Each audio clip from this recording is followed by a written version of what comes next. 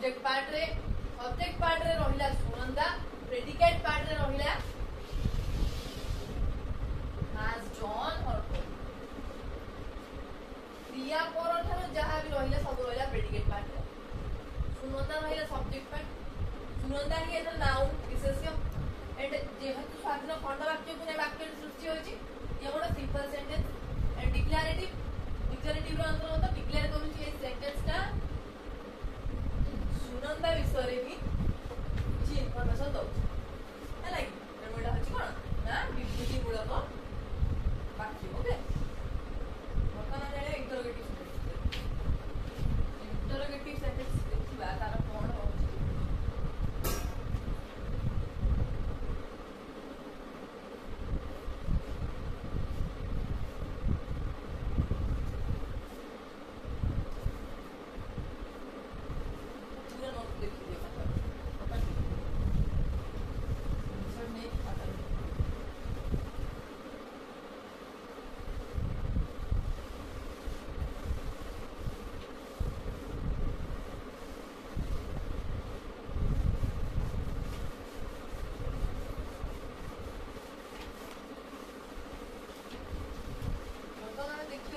other example देखिबा जोड़ा कि डिक्लेरेटिव सेंटेंस रहउछ ओके अदर एग्जांपल गुडा हमें आलोचना करिया डिक्लेरेटिव सेंटेंस रो the tiger love to eat human flesh tiger होउची